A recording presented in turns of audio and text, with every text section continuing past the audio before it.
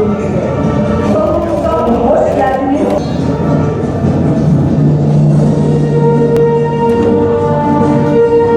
İklim değişikliğinin bitkisel üretime, bölgesel ve ulusal boyuttaki etkisini belirlemek için çalışmalarımızı sürdürüyoruz. Bu amaçla küresel ısınmanın tarımsal üretim etkisini azaltmak için bitkisel üretim sektöründe iklim değişikliğinin etkisi ve değerlendirilmesi konulu bölge toplantımızın 5.sini bugün Adana'da gerçekleştiriyoruz.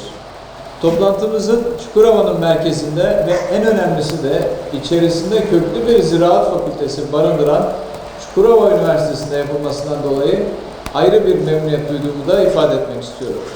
Bu vesileyle toplantımızın ülkemize, sektörümüze hayırlar getirmesini temenni ediyorum. Kıymetli konuklar, bitkisel üretim sektöründe iklim değişikliği etkisi ve değerlendirmesi toplantılarımızın ilkini Trakya bölgesini de kapsayacak şekilde Tekirdağ'da, ikincisini Güneydoğu Anadolu bölgesi için Şanlıurfa'da, üçüncü ve dördüncü toplantılarımızı Doğu Anadolu bölgesi için Malatya ve Van illerinde gerçekleştirdik.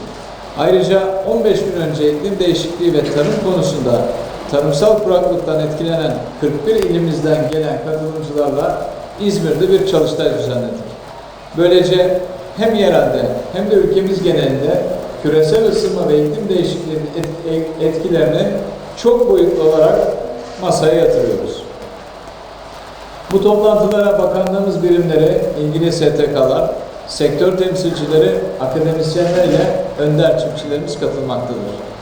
Geniş tabanlı katılım sayesinde sürecin tüm yönleriyle ele alındığı değerli bilgi alışverişlerinin önemli tartışmaların yapıldığı oldukça verimli toplantılar düzenledik. İnşallah bu toplantımızdan sonra Marmara, Karadeniz ve Ege bölge toplantılarımızı da yaparak elde edilen sonuçlar doğrultusunda ülkesel nihai toplantımızı da gerçekleştirmeyi planlıyoruz. Değerli katılımcılar, son yüzyılda dünyada nüfus artışı, sanayileşme, plansız kentleşme ve endüstriyel tarıma yükselişiyle birlikte ekosistem ve doğal kaynaklar üzerindeki baskı da giderek artmıştır. Bu yoğun üretim sürecinin çevreye ve atmosfere verdiği tahribatla küresel ısınma ve iklim değişikliğinin yıkıcı etkilerini artık ciddi boyutlarda hissediyoruz.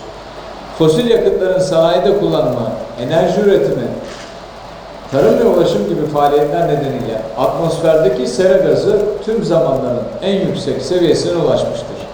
Sera gazındaki bu artış doğrudan atmosfer sıcaklığının artışına neden oluyor.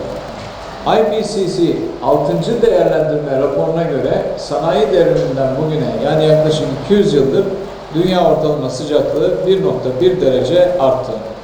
Son 10 yıl ise tüm zamanların en sıcak dönemi oldu.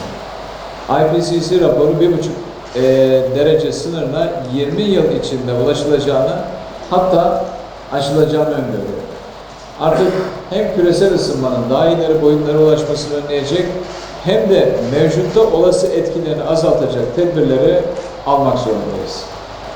Küresel ısınma ve iklim değişikliği nedeniyle artık kuvvetli fırtınalara, aşırı yağışa, yoğun sıcak hava dalgalarına ve uzun kuraklıklara daha sık şahit oluyoruz.